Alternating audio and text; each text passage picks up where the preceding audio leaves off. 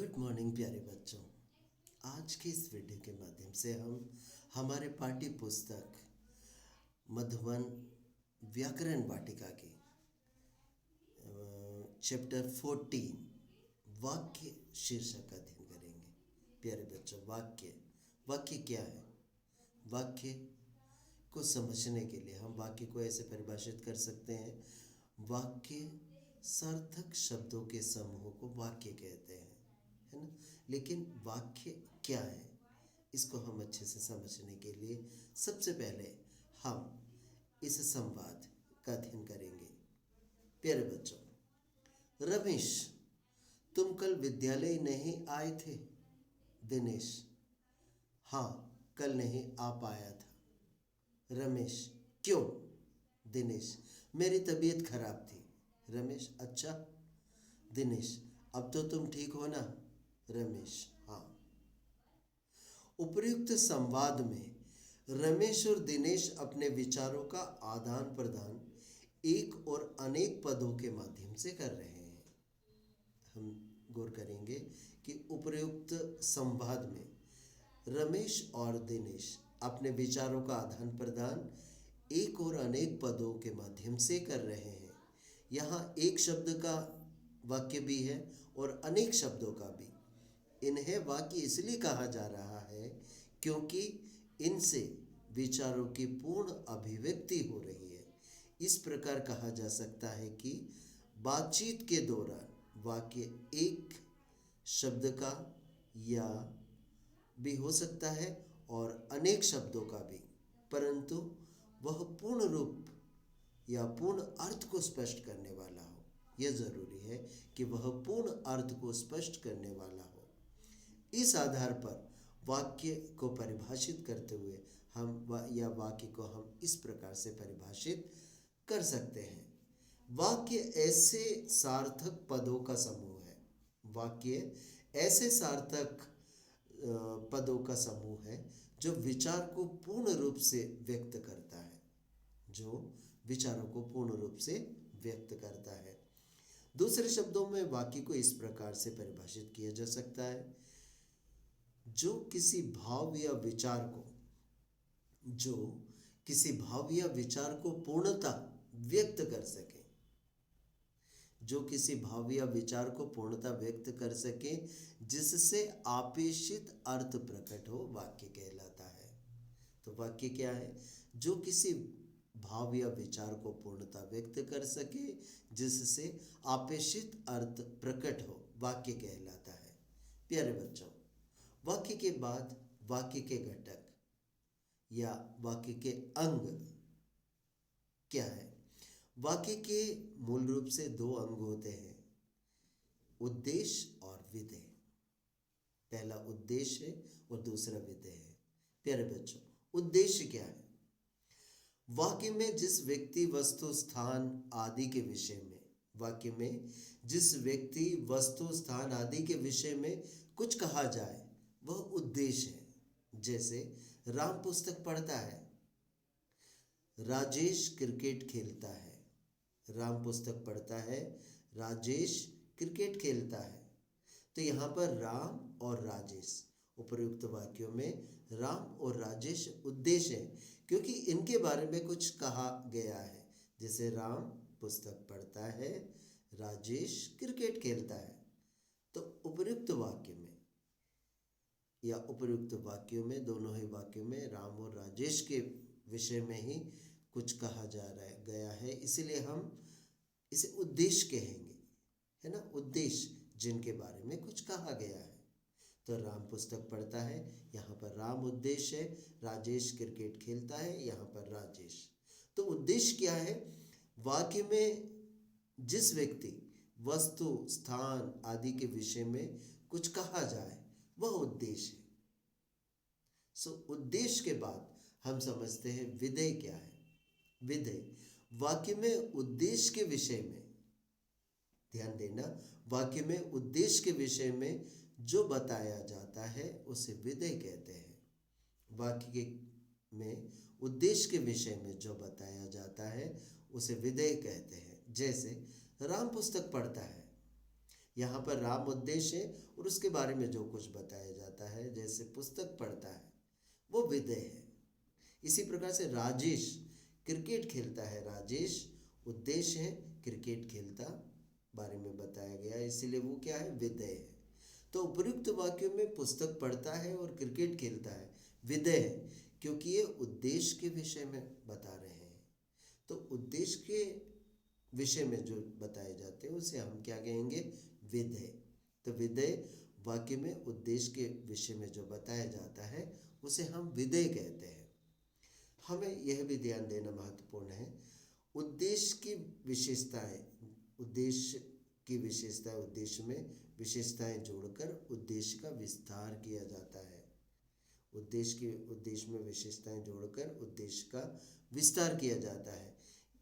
यह कर्ता से पहले आता है, थोड़ा सा ध्यान देना है, यह कर्ता से पहले आता है। जैसे राम ने रावण को मारा, राम ने रावण को मारा, इसमें राम ने उद्देश्य है, ठीक है ना। इसी को हम समझेंगे दशरथ के पुत्र राम ने रावण को मारा। यहाँ पर दशरथ के पुत्र राम ने, ये उद्देश्य का विस्तार है, उसको विस्तार करना। तो विस्तार कैसे करते हैं, उद्देश्य की विशेषता, उद्देश्य में विशेषताएं जोड़कर, ठीक है ना, हम उद्देश्य का विस्तार किया जाता है। तो दशरथ के पुत्र राम ने रावण को मारा, तो ये उद्देश्य का विस्तार है। इसी प्रकार विधेय का विस्तार कर्म और क्रिया के विस्तार के रूप में आता है। जैसे राजेश क्रिकेट खेलता है, यहाँ पर क्रिकेट खेलता है, वो विधेय है। और विधेय का विस्तार कैसे किया है, राकेश मैदान में क्रिकेट खेलता है, तो ये विधेय का विस्तार है ना। ऐसे इसको भी समझे, कल हमारे मोहल्ले में चुनाव होंगे, इस वाक्य में चुनाव करता नहीं है, फिर भी उद्देश्य है, इसका उद्देश्य क्या है, चुनाव, ठीक है ना, क्योंकि शेष जो पद है चुनाव के बारे में जानकारी दे रहे हैं, इसलिए चुनाव को हम क्या मानेंगे, उद्देश्य। प्यारे बच्चों, उद्देश्य और विधेय को समझने के बाद हम अर्थ के आधार पर वाक्य के भेद को समझेंगे। अर्थ के आधार पर वाक्य के 8 भेद होते हैं या 8 प्रकार के होते हैं। सबसे पहला, इस क्रम में सबसे पहला है विधानवाचक वाक्य। तो विधानवाचक वाक्य क्या है, जिन वाक्यों में किसी वस्तु या स्थिति का बोध हो, उसे हम विधानवाचक वाक्य कहते हैं। जैसे क्यारी में सुंदर सुंदर फूल खिले हैं, चंद्रमा की शीतलता अच्छी लगती है। तो ये दोनों ही जो वाक्य हैं, दोनों ही वाक्य को हम विधानवाचक वाक्य कहेंगे, क्योंकि इसमें क्यारी में सुंदर सुंदर फूल खिले हैं, उसकी स्थिति के बारे में बता रहे हैं, ठीक है ना, गुण के बारे में बताना, चंद्रमा की शीतलता अच्छे लगते। कोई भी सत्य को जब हम उद्घाटित करते हैं या कोई भी सकारात्मक वाक्य या कथनात्मक वाक्य, उसको हम विधानवाचक वाक्य कहते हैं। इस क्रम में दूसरा है निषेधवाचक वाक्य। जिन वाक्यों में निषेध या नकारात्मकता हो, नकारात्मकता मतलब नहीं, है ना, मनाही हो, उन्हें हम निषेधवाचक वाक्य कहते हैं। ऐसे वाक्य को निषेधवाचक वाक्य कहते हैं। इन वाक्यों में ना, नहीं, मत का प्रयोग किया जाता है। ये निषेधवाचक शब्द है, ना, नहीं, मत का प्रयोग होता है। जैसे टीवी चल नहीं रहा, यहाँ पर नहीं, तो हम इसको कहेंगे निषेधवाचक वाक्य, या इसी को हम नकारात्मक वाक्य भी कहते हैं।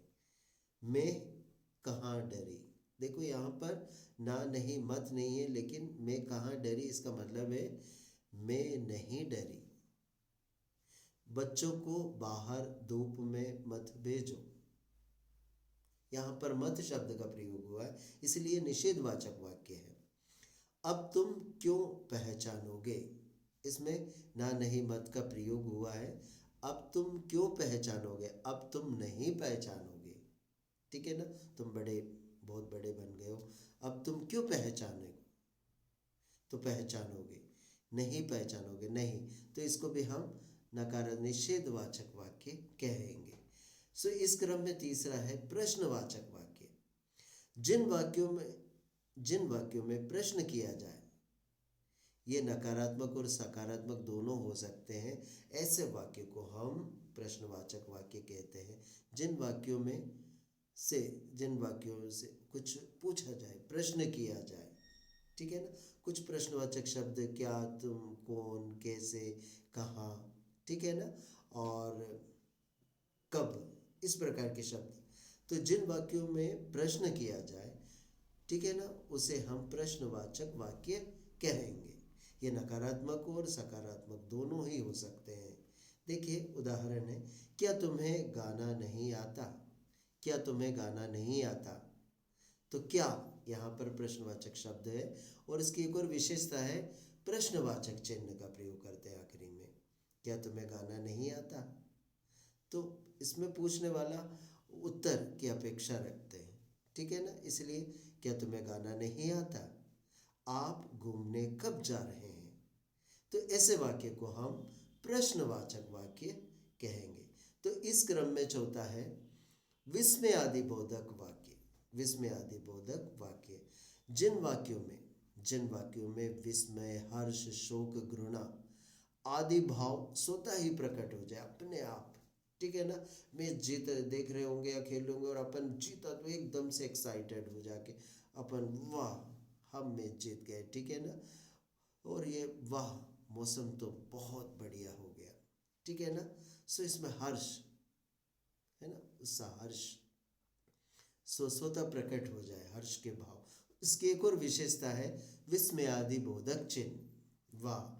इसमें जो शब्द अव्यय लगते हैं उसके बाद ये चिन्ह का प्रयोग करते हैं, वाह विस्मयादिबोधक चिन्ह, मौसम तो बहुत बढ़िया हो गया।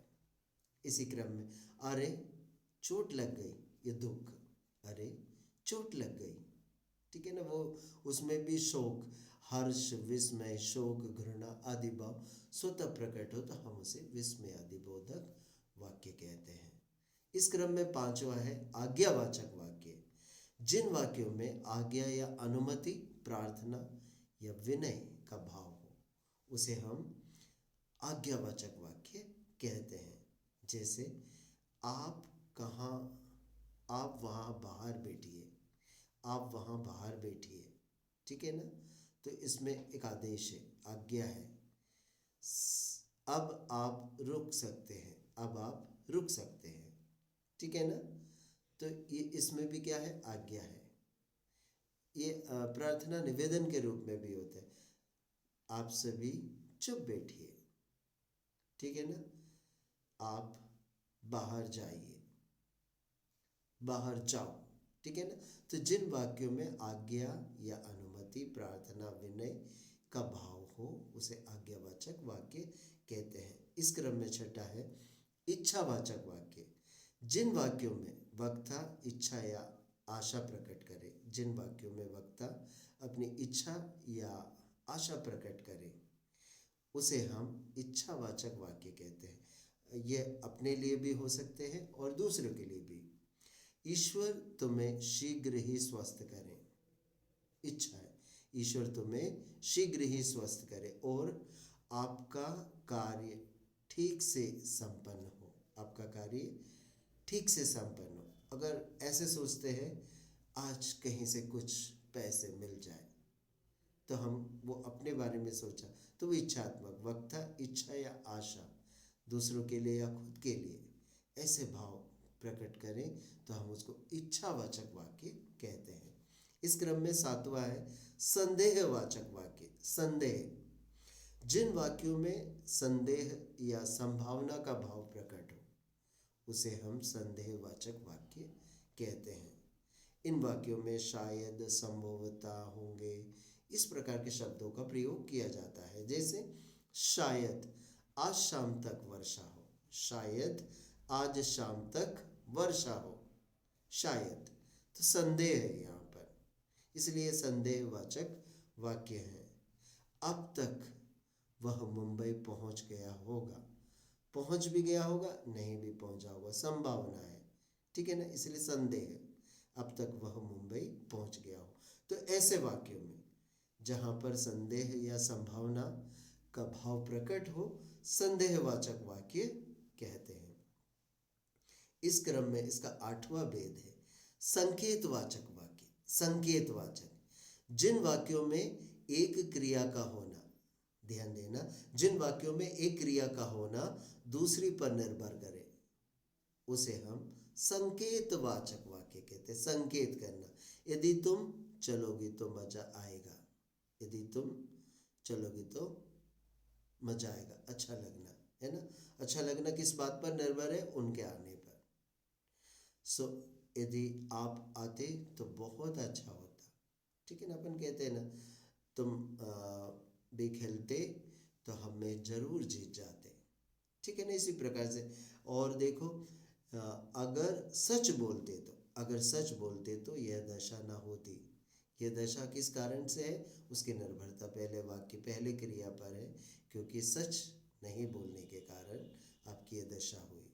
तो जिन वाक्यों में एक क्रिया का होना दूसरी क्रिया पर निर्भर हो, उसे हम संकेतवाचक वाक्य कहते हैं। जैसे अच्छे से पढ़ोगे तो पास होंगे, पढ़ना, अच्छे से पढ़ेंगे तो पास होंगे, ठीक है ना, अच्छे अंकों से पास होना। तो एक की निर्भरता दूसरे के ऊपर, तो उसको बोलते संकेत, संकेत करना। जिन वाक्यों में एक क्रिया का होना दूसरे पर निर्भर करे, उसे हम संकेतवाचक वाक्य कहते हैं। तो इस प्रकार अर्थ के आधार पर वाक्य के 8 भेद हैं। तो सबसे पहला था विधानवाचक, दूसरा था नकारात्मक, तीसरा था आपका प्रश्नवाचक, चौथा है विस्मयादि बोधक वाक्य, और 5वां आज्ञावाचक, इच्छावाचक, संदेहवाचक और संकेतवाचक। तो प्यारे बच्चों, आज की इस वीडियो में बस इतना ही, और आगे